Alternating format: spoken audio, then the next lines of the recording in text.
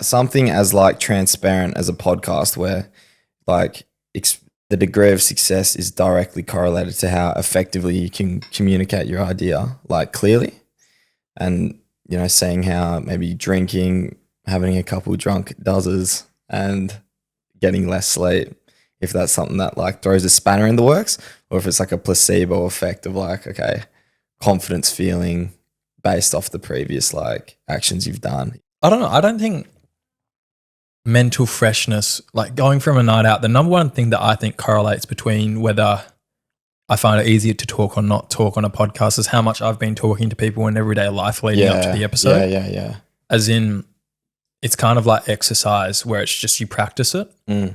And if I catch up with a few people in the week, if I have coffees with people, if I talk to people more at work, I find then it's easier to talk on the podcast because it's almost like a muscle that you're... Got that tongue muscle ticking. Yeah, exactly. And it's almost goes the other way, as in the way I talk to people on podcasts, I've kind of transferred into my life now where I'll just start asking people questions about them as if I'm podcasting them. Absolutely. Purely because everyone loves talking about themselves first and foremost. So then the number one way to have a good conversation with someone is just ask them about yourselves, but ask them about themselves, but take a genuine interest. Like as long as you're genuinely interested and you're asking them about themselves, they'll think you're having a really good conversation with them when in reality they're just talking about themselves the whole time. Yeah. And there's nothing wrong with that. Like I learned that from, it's the Dale Carnegie book, I think, where it's How to Win Friends and Influence People. I think that's the title of it. Yeah. And that's one of the biggest things is talk to them about them, but actually take a genuine interest so it's authentic and you genuinely do care about them. Yeah. And everyone will love it. Everyone loves a conversation about themselves and everyone wants someone to be interested in their lives. Yeah. But I guess like you can't really fake that. Is that really an approach, just like being present and caring about people? That's just like a decent approach to life, you know what I mean? Is it because then if you're using it as a tactic, then it's not genuine, is it?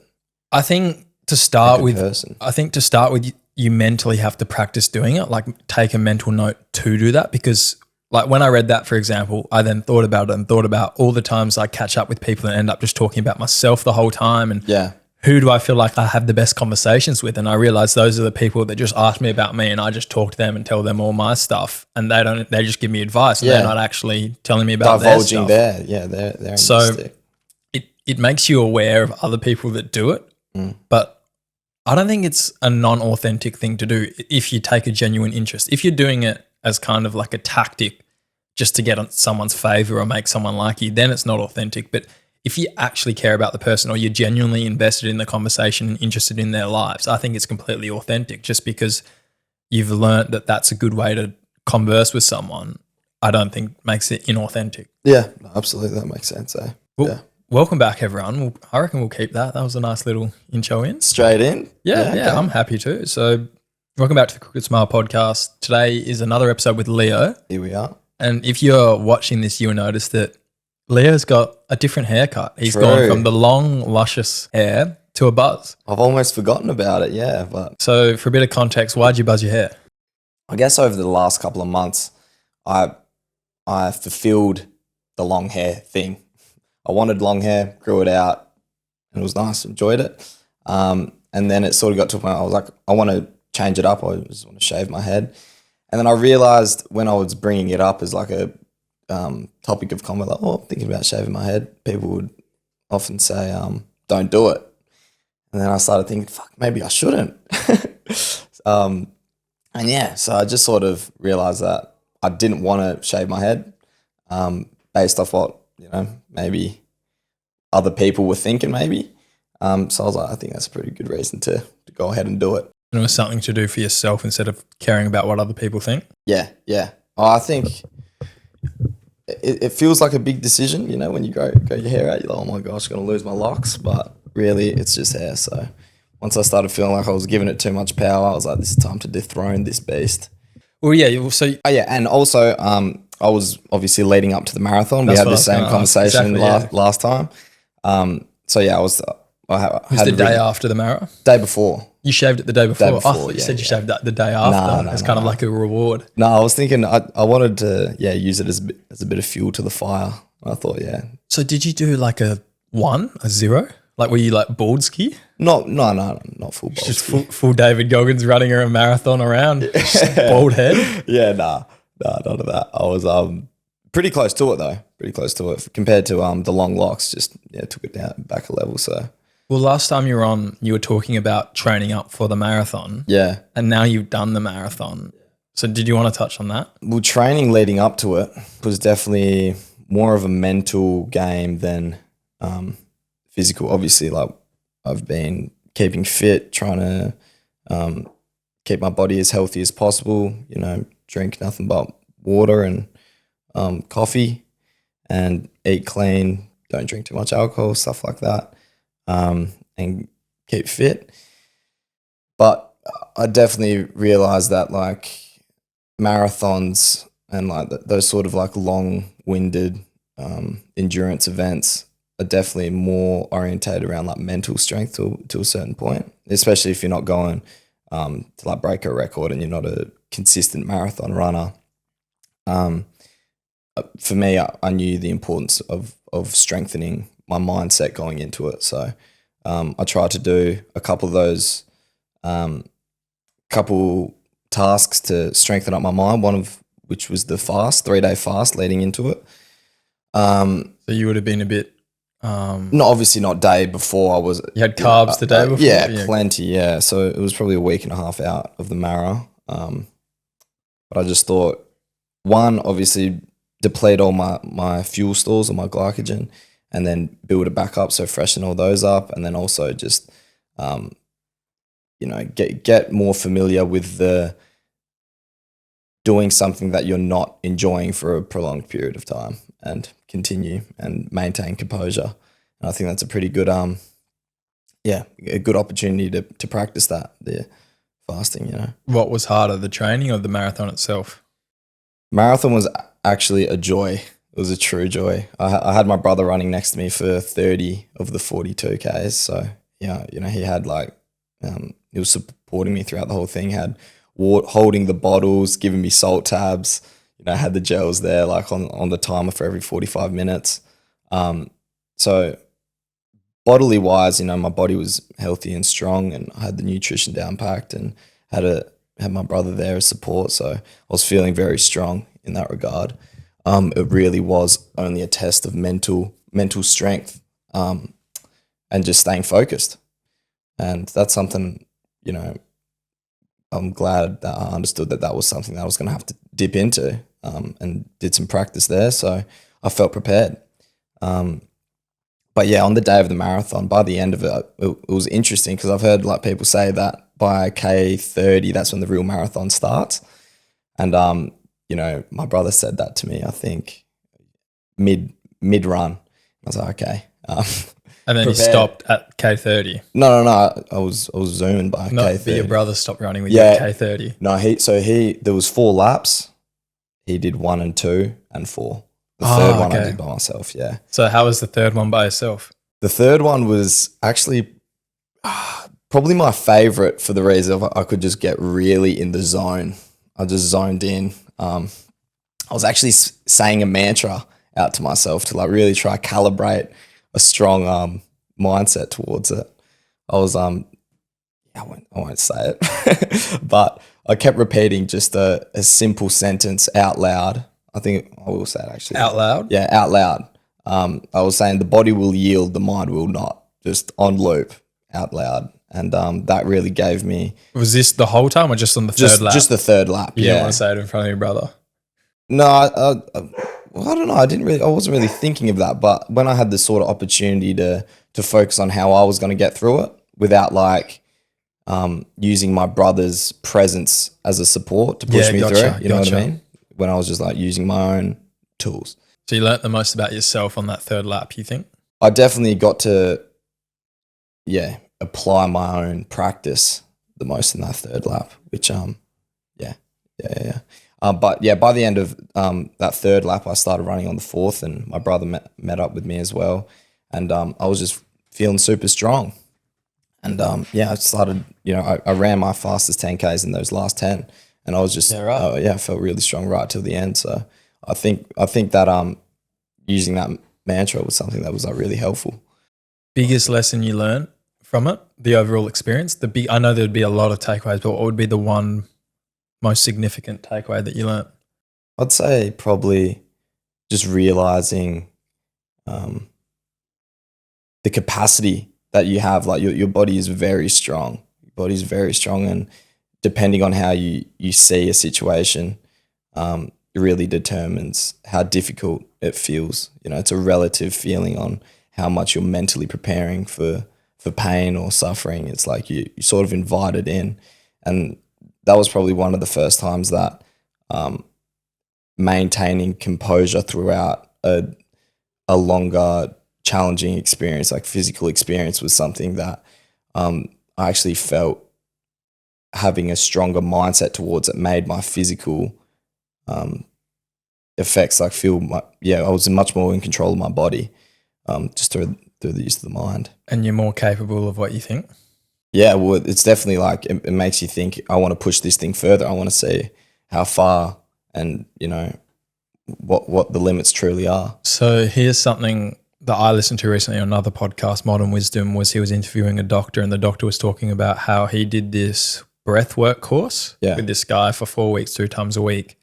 And on the very first day of the first session on the online course, the doctor was told to take a deep breath in and then just hold your breath for as long as you can. Yeah. And he did it for, I think it was 60 seconds or something like that. Yeah. And then by the very end of the course, you have to do the same thing again and see how long you could do it. And he went from 60 seconds in that 4-week period to, by the end of it, holding his breath for 4 minutes, 20 seconds. Wow. And then the fascinating part of this sort of exercise is your body and your lungs' physical capacity to be able to do that doesn't change by 3 minutes, 20 seconds in 4 weeks like that. So what it actually speaks the truth to is the fact that it's in your mind. Yeah, absolutely. Yeah. And it's more training your mind to be able to do it for longer. And you don't realize how much longer you can hold your breath for mentally. Yeah. Instead of, it's not a physical adaptation, it's a mental adaptation. And it speaks to training your mind as if it's a muscle. Yeah. It's not just you go to the gym and you train your body to get stronger. You can also do it with your mind, with exercises like that. Yeah. And I think that's quite eye-opening to show how powerful your will, your grit, your determination can actually be when you put time and effort into training it. Absolutely. Yeah. I try to look at that as much as I can. Focusing on the mind as the muscle that you want to strengthen, and let the physical body be a byproduct of that. Like if you're strong looking, the likelihood of the brain having a resilient, being relatively resilient is high. And that's something that I definitely prioritize out of. If you're a physically capable person and it looks like you're looking after your body, it means that you have discipline to go to the gym for a prolonged period of time while eating a healthy diet. It means that you have delayed gratification because it takes time to build a body like that. So it speaks volumes to your mind and how strong your mind is. And I think exercise is one of the best ways to strengthen your mind, especially the aerobic endurance exercise events, because that's where you really start to learn about who you are when everything's taken away and it's just you versus you. And it's the leveler, it's the status leveler. Yeah. It doesn't matter how much money you have. It doesn't matter how many people like you. It doesn't matter any of that sort of stuff. All that matters is that, did you put in the work physically and mentally to be able to endure this activity? And based on those two factors alone will determine how well you do. Those longer endurance events definitely just get you a ticket into speaking with yourself. You get a real good opportunity to interact with all those little corners of your mind that might be laying dormant or be bugging you on a subconscious level. So it's a great opportunity to really get in touch with who you are and get that progress underway. I think it's an incredible approach for it for sure. I think the other thing about it is it really gets rid of all the other distractions going on, because right now we're kind of living in an attention society where everything and everyone is trying to bid for a bit of your attention. Yeah. And doing activities like this get rid of all the noise and make you focus primarily on what's at hand right now, which is what you're doing. Yeah. And that is something that is really taken for granted because everyone's always got a million different things going on, a million different thoughts going on in their minds. They've got this phone telling them to do this, or there's a notification here, and then they're trying to multitask all these different things. And when you're doing these activities, it gets rid of all the noise, and then it's just you versus you. Yeah. And that's, I think, it's kind of like there's a peaceful sort of meditation like sense to doing things like that, because it really does calm the mind and get rid of all the noise in your head and distractions going on and relaxes you. Yeah. Like it's a soothing sort of thing. Yeah. And then as much as like for me, for example, I'm not a big fan of doing endurance exercise, like the actual action of doing it. I love getting it done. Yeah. I love the feeling of getting it done when I don't want to do it. Yeah. So obviously there's that inner torment when I'm doing a run or doing a long distance swim. It's like, I don't want to do this. I want to get out, and I keep going. But it's just that. Yeah. It's just what you're doing at hand, and you're able to kind of, for a moment, forget about everything else that's going on. Yeah. And I've heard other sides to this where some people talk about this is the best time to really, if you have a problem going on or there's something you want to really think through well, you pick that topic, and when you're running, you can really think about Hone in on it. Think about it logically without the distractions of everything else in your day-to-day life, and really break it down and decide how important it is to you, what it means to you, and how you want to approach that situation or issue. Yeah, I think to a certain point, if like it depends what you're going for. If you're going to cathartic, then I definitely think putting an intention on something that's bothering you, like in your personal life throughout your run, is something that's going to, like, you know, you're going to be able to focus on that and maybe gain some clarity in it. But it definitely makes the exercise harder to a point. I definitely recognize, like, going for a run, if I'm thinking about something that's bothering me, then I'm a bit out of time.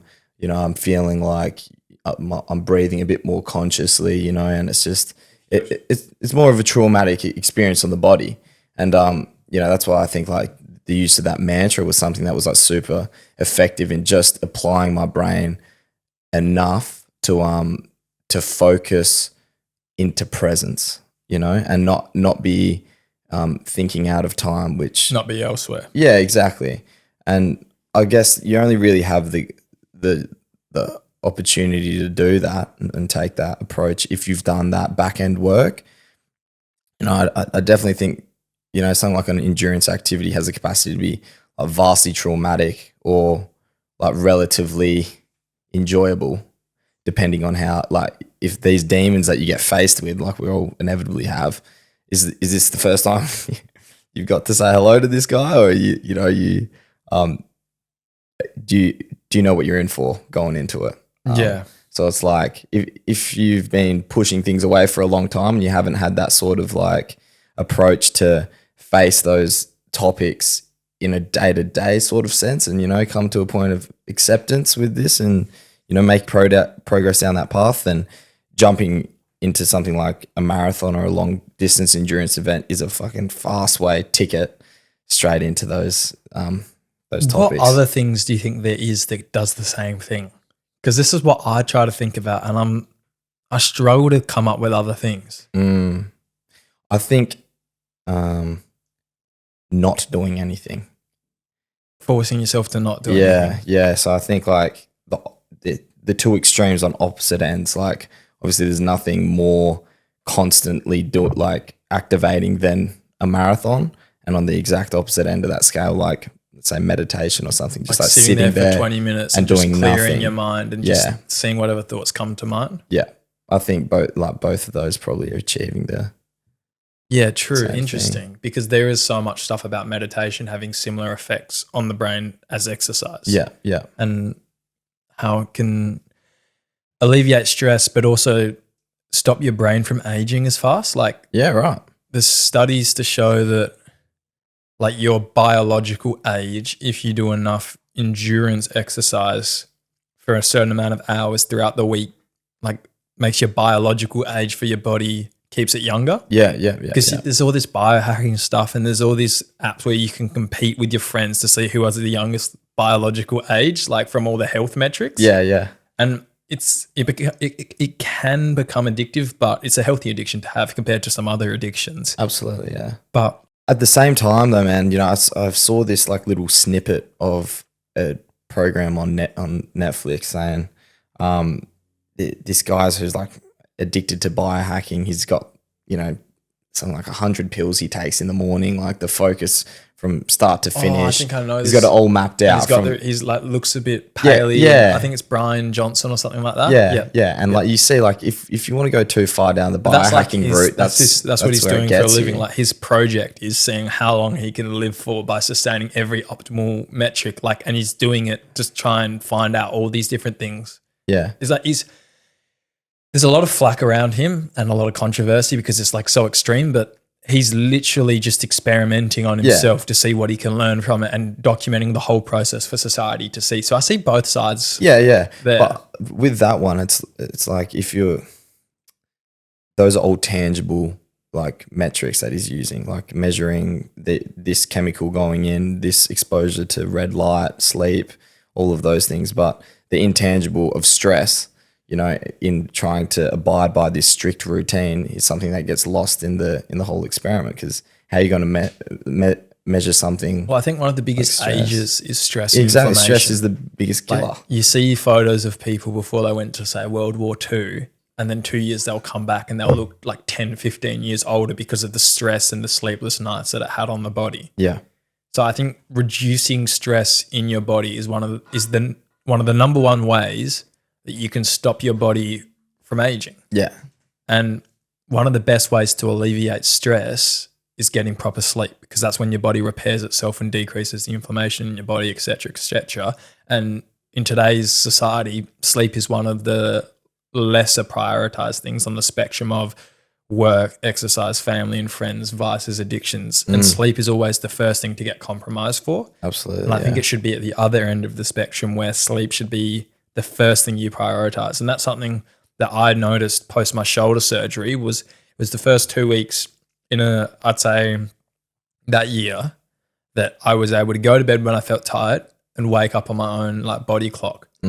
And those 2 weeks, as much as I was in a sling, wasn't able to exercise Christmas period, not eating great, no exercise, poor diet, but just sleep alone and sleeping the exact amount my body required and not waking up to an alarm when my body had more sleep to give. Yeah, absolutely. Yeah. Felt so good. Yeah. Like like you can tell with things like testosterone when absolutely. It's like higher or not, yeah, for sure. Example. For a guy. Yeah, and you'd think every morning. you'd think diet and sleep would have such an impact on your testosterone, and it does. There's all the research that it does, but sleep, it's incredible. It's like almost, it was a game changer for me in terms of that. Like I felt like I had that ticker back a little bit more of like a skip in my hobble because I was in a sling, but I felt great. I genuinely felt so healthy without the diet and exercise, just from having that much more sleep, which I think, reflecting on it, looking back, that doesn't mean don't do the diet and exercise, because I think that's really important. It means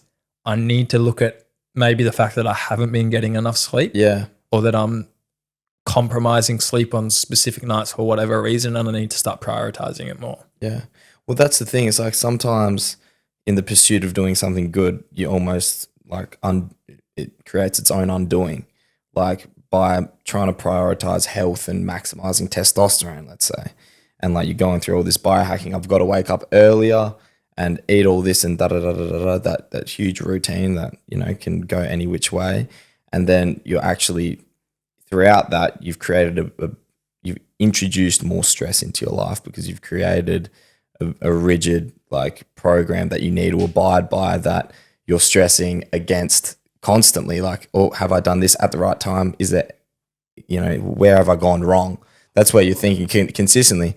And then, you know, you get to sleep and you're stressed about trying to get to sleep. Like I remember when I got a Whoop and a Garmin and I was double stacking. Double park. Double parked. Missed the biohack for a couple of weeks, and my sleep was terrible. Like, even though the metrics said it was all good, I was jumping in bed by 9 o'clock or something, and I was like crossing my fingers and toes, hoping to get to sleep as soon as possible. And that doesn't help, It keeps your mind it up. keeps your mind up. And I was like, I don't need this right now. And it's actually, in the pursuit of trying to do something good, I'm actually detracting from it. So I booted them both. Well, Keep it simple. That's what I mean. I think that sometimes we complicate it too much. It's like, really, here's some go to food for sleep. thought. In this attention economy where everyone's trying to tell you to do this and do that, do this for your health, biohack with this, make sure you're getting this optimal amount of this and include this, whether it's diet, exercise, sleep, whatever realm in that, get an ice bath, get a sauna, and you forget, or you try to have everything instead of analyzing and breaking down how important each one is. Yeah. So say you incorporate like a sauna, an ice bath, and this other thing into your daily routine, but the compromise is less sleep.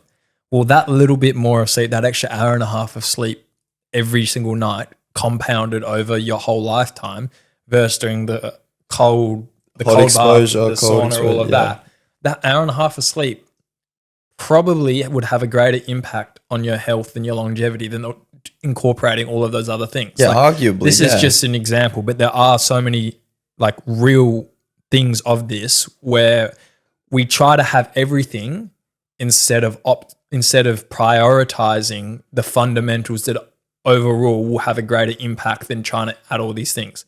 So I guess, for example, the best way I could put it is sleep, diet, exercise. Yeah. Just doing those three things. Proactive. Just doing those. Yeah, I like it. Just doing those three things and making sure that you've got the fundamentals right. Yeah. Versus doing them semi-good and neglecting doing it to its fullest to incorporate all these other things in your routine. Yeah. Whether it's a cold bath, sauna, etc., etc. I think the sleep, diet, exercise, if you did that to its fullest before you then went to the other stuff, would have a better impact on your life. Yeah. Well, I honestly think we're getting to a point of overcomplicating the biohacking space. And, it just came to me then thinking like how globalized we are right now. All like, the access to information has provided us access to all these niche approaches that all these different corners of the world of these one-stop shop health tricks that has affected these communities and provided them with what they needed to live a healthy, happy life. They all have one of these things. We have all of them, and we're trying to integrate all of that into our life now, as well as all of these other different portions. And rather than like be a specialist in one of these areas, like the Icelandic or Inuits, having natural access to cold exposure and how that would affect them, and they just live throughout their lives. The trade-off that they had with that, and let's say something like hot heat exposure, or the variation in diet from living in that sort of terrain to somewhere else. It's like we're trying to cherry pick all these different areas, but rather than just like allow the natural, I believe that biohacking is just being alive where you are and not being affected by all the distractions. So, this is something I wanted to talk about today is the missile analogy. And so with missiles, think of it this way. You either hit a target or you don't. So firstly, you should be doing things that are going to hit the target, not hit the target, because you're not going to fire a missile that's firing to miss. Yeah, of course. Yeah. So make sure you're aligning your actions with things that are going to be hitting your targets. That's the first thing. But it's a deeper metaphor than that, because the way missiles targeting systems work is it's not actually going to the target. Like it's not, well, that's a bad explanation. It's not aiming for the target. It's aiming to miss everything around the target. Is that actually what? Yeah. So it's looking to miss everything else and what to avoid so that it hits the target. It's not aiming to hit the target. So you can apply that to your life as in like sheerly by just avoiding all of the distractions and avoiding everything in your life that could be having a net negative effect.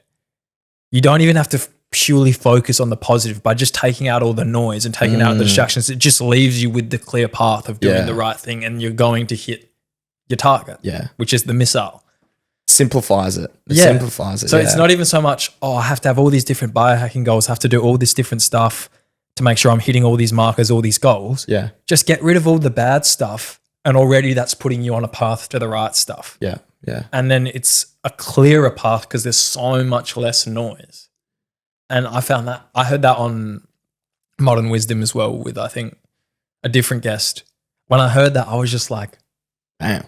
Yeah. It's a complete paradigm shift on the way you approach your life and what's important and prioritizing. And the problem is that there's always too much going on now. Everything needs to be simplified back to the basics because we're neglecting the basics by trying to focus in on the niche, whether that's in biohacking, whether that's in your day-to-day life with trying to juggle too much, which I can be a culprit of sometimes. Yeah. But the fact is, instead of overthinking everything to the point where you're drowning in this sea of information, if you were to just focus on just keep swimming to stay above the water and focusing on just that, you're not going to drown. Well, how are you interacting with that now with yourself? With that being the case, do you feel like, what are you trying to avoid to minimize those distractions? Like, what distractions are you? Phone. Yeah. Phone's a big one. Social media. I'm not going to sit back on my deathbed and go, I wish I spent more time on Instagram Reels. Yeah. That's the number one thing, I think. Yeah. And I think everyone can agree with that. They're not going to sit back and go, wish I spent more time on Instagram Reels and playing PlayStation and stuff. They're going to say, I wish I spent more time with my friends and family or working hard at my goals and taking risks. Yeah. That's what they're going to say. Taking risks for sure. I think taking risks is a big one. I think that's one of the biggest things I've implemented that's starting with this year is I haven't played video games this year so far. And I used to play once or twice a week with all my friends. And I'm still doing social stuff with my friends and going out and seeing them, but that's the trade-off. Yeah. Not playing video games, but actually spending time with them in person, because I don't regret that, but I do regret playing video games. Yeah. The other thing is on my phone. It's like, if you look at your screen time, however many hours a day, imagine if you spent those hours doing something productive. Yeah. Things like that. And it's just cutting out that noise, because then you go on your phone, you go on Instagram, you see a million different things, you start having all these different thoughts flooding in. Yeah. And then all of a sudden you've forgotten what you're doing right now. That's the important thing. Yeah. And I think one of the biggest issues with phones and social media and being on it all the time is the have do be versus be do have analogy. What? Yeah. So this is a wild one, is everyone's living in the have do be, not the be do have. What the hell does that mean? Everybody is imagining what their life's going to be like when they have all this stuff, and what they're then going to do once they have all that stuff, and then they're who they're going to be. Okay. So you either imagine having that. This is what social media does, because it shows you all this stuff and you go, I can't wait to have this life. I can't wait to imagine when I'm older and I'm doing all this stuff. That's living in the have. And then you're not going to be, if you're living in the have, you're not going to be doing the stuff to be able to be that person. But if you live in the be, do, have, that's being the person that would have all that first. So if you become that person, then you're going to be doing the things that person would be doing to have what that person would have. Yes. So you want to be living in the do, do, have. It's a tongue twister, but you want to be living in the be, do, have instead of the have, do, be. Yeah. Okay. Yeah. Because everyone's always living in the, I can't wait till I have all this when I'm older. Yeah. When instead they should be living in the, I want to be this person to have all these things. So I'm going to do everything right now that person would be doing, and then I'll have all these things when I'm older. Yeah. So it's switching out the focus of what you're thinking there's a fine line, between. I've completely butchered that. No, that makes sense. That makes sense. We got there. Yeah, I understand what you mean. I think it's a fine line, having like the detrimental effects of social media, and then also just like using a tool that you have access to. Produce versus consume. Exactly. Yeah. And like if you're just being, used by this marketing tool, and you're not having any time and access to like spending your energy in a place that's going to benefit yourself, then that's obviously an issue. And I think that's like where most of us sit. That's definitely like growing up with it. you naturally are just going to tend to being a user of the technology for sure. And I think, you know, it's almost a detriment in itself to reject it and demonize it, you know, as a whole, because I think to a point there is It's how you use the tool. exactly, and there's such a great opportunity with a mode like tech, you know, like Instagram and all of To these connect things. with people and Exactly, but you need to go like a harsh shift in your relationship with it, and sometimes that means cutting it off, taking some more personal time to like improve your perspective towards it and gain that independence. And then when you go back, then you've got like, I think if every night, like when you finish what you've got going on, you spend 15 minutes on it to kind of see what everyone's up to, message people or whatever, 15 minutes a night, I think that's a completely Yeah. balanced, healthy approach to it. But when you're spending 4 hours on it and then 15 minutes on what you really should be doing with your time. regardless of like the timings, it's more so like the intention behind it. If it's something that it's like you're looking at Instagram and you're just like, it's building your insecurities and it's making you feel less than good, then 15 minutes is too long. Yeah, true. But, you know, if you're using it as a mode that you're spreading a good message and building up yourself and those around you through the use of that app, then 4 hours, you know, Are you going to be isn't reactive or enough. proactive on it? Well, that's what I mean. It's like the user or The producer or the consumer. yeah, And that's one of the things that it is robbing you of and robbing everyone of, is everyone's spending their time reacting to stuff these days, like your phone, like what's going on, all the different things in the attention economy Yeah. that are trying to grab your yeah, mind absolutely. so that you can react to what they're showing you instead of being proactive and having your own thoughts and your own opinions and your own voice and then sharing it with other people. Yeah, And it's like the 80-20 or the 90-10 law, where it's always going to be like, for example, 10% of the world's population hold all the wealth to 90% that don't. I know it's a bit more skewed. I think it's like 1%. Point one. It's a law of average where it's like 10% of social media or less is going to be all the producers, then 90% is always going to be the consumers, because without all the consumers, the producers can't flourish. Yeah, So absolutely. not everyone is going to end up being a producer just by law of averages. Yeah, of course. Yeah, But that makes sense. in saying that, what's better for you? It's definitely the consumer.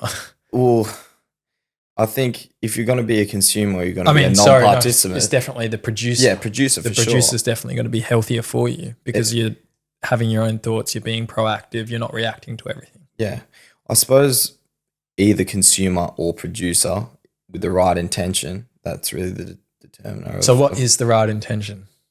Well, I think it's like it would be unique for everyone. But if you're a producer and what's getting you off on this thing that you're portraying out in the world is fake and it's building your ego and it's making you more distant with If the it's people around authentic you. and helping others, then it's producing like in a good, positive relationship way. Yeah, if it's increasing the connection within the community, you know, and it's bringing people together, then I think that's a good thing.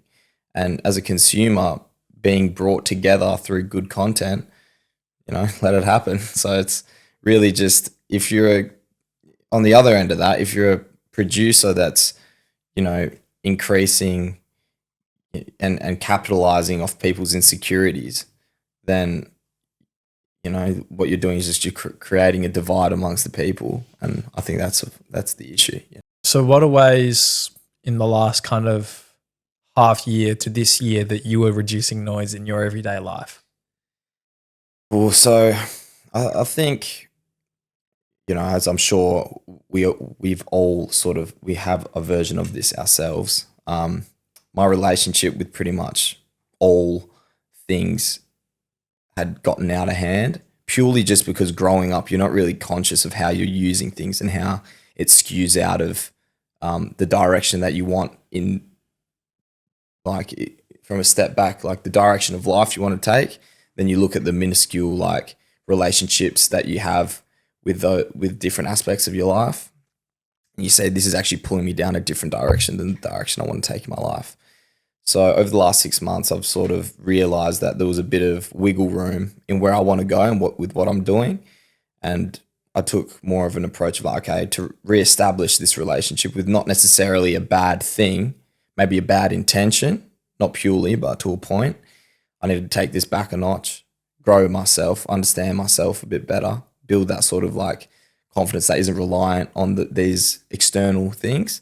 And then, maybe, go back into those zones like Instagram and social media, going out, drinking with friends and still having the balance to enjoy your everyday. Exactly. Not running away from it because I'm thinking, oh no, that's a bad thing. It's like, no, it's, it is what it is. It's not good or bad. It's like, who are you to interact with that? How do you, how's your intention being placed upon that? I've got a question for you. From other people, do you want to be known for who you are or by what you do? I almost wouldn't think about either of those things. I'd just rather just know myself. Well, that's the other end of the question. The first half of the question is, would you rather other people know you for what you do or who you are as a person? Yeah. And majority of people say who you are as a person. Yeah. And then the second end of the question is, well, would you rather be known to yourself for who you are or what you do? And then to yourself, it's normally what you do. Yeah. So we're already living this kind of hypocritical approach to life. Yeah. Where we want everyone else to know us for who we are, but to ourselves, we're only knowing ourselves for what we do on a day-to-day basis. Exactly. Yeah. Okay. Yeah. I feel that for sure. Yeah. So what's the way around that?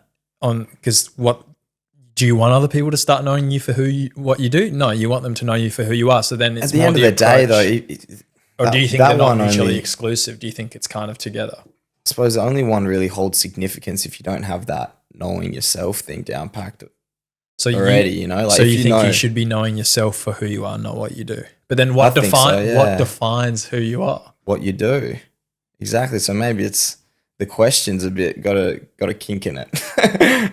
Well, it gets you thinking because it gets you thinking what's actually important to you. Like, how are you going to shape who you are as a person? Is it going to be by what you do on a daily basis that shapes you into who you are as a person? And then what are those things that you're going to be doing? Yeah. What are the things that are important? What are the things that are going to turn you into the person that you want to be known for and the person who you are deep down? Yeah. Because I think it's the kink in the question as well. I think they're not mutually exclusive. I think they're, as I just said, what you do is going to be who you are, as in to yourself and others. Yeah. And you're going to be known by what you do and who you are. You're never going to be known by one or the other. Yeah. As in, but then there is the catch-22 to that, where it's like what you do, oh, this is what I work and this is my job. Is that who you are as a person then? No. Yeah. So then what defines who you are as a person? Is it something that can be defined? I'm not sure. You know what I mean? It's like, how can you, it's hard to like. Well, there's the three versions of you. And this Japanese kind of concept is there's the thing that everyone in your kind of outer circles knows you, like knows the Leo. Then there's the Leo that all of your close friends get to see. And then there's the Leo for yourself. And all three versions of that are authentic, but they're all different versions of Leo. Yeah. And that's the same for everyone. Well, I think like like that's just perception, isn't it? Three different like ways to be perceived, but always one constant of like just you just being, So, I think it's tricky when we try and like bring our understandings of the world, So like human made like concepts of like, okay, this is that, defining everything based off like our understanding towards things. You think it's not that black and white? It's almost like an equation that can't stand because it's using itself. It's like you're the person defining things, so how can you define yourself? You know what I mean? You're the one that's understanding things in this level. How can you look back at yourself and put a definition that what is creating that view to, you know what I mean? Like it's sort of like, how do you define who you are? Well, you're using, let's say, your consciousness to define things, but how are you going to use, like, how your consciousness uses definition to define the consciousness itself? You know what I mean? So it's your like, self-perception from your consciousness and how that's formed? Yeah, well, I think it's like it's limited to try and like boil it down to something that's as like easy to say table. You know, like who are you then? Like boof, like Leo, da da da da da. Like, I think You there's think got to there's be way more, too much context to be able to put into a definition for who definitely. you are? Yeah, and then if you apply a definition that's super brittle and got these like understandings of like, oh no, this, no that, no this and that, then it's like it's too much of You're saying you a can't even attempt to define who you are as a person. It wouldn't do it justice. yeah. Well, you just are. It's yeah. I don't think it does do justice. No. So then to yourself, what are you doing on the day-to-day to define that person? You're not. You're not. You're just allowing it to like express itself.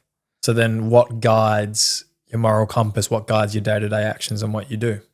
I think the interaction like with yourself, like for me personally, I think if you listen, your body will tell you, you know, like what if something feels good or not. If you steal something from, you know, someone's house, like maybe your heart's racing, you got adrenaline pumping or whatever, but in your gut you don't know it's feel wrong. good. Yeah. So I think like that's Do you think listening to your body and following your gut instinct on what to do is something that will like keep you on the right yeah, path? in your maybe within your definition, but with never having like maybe a sentence to encompass it.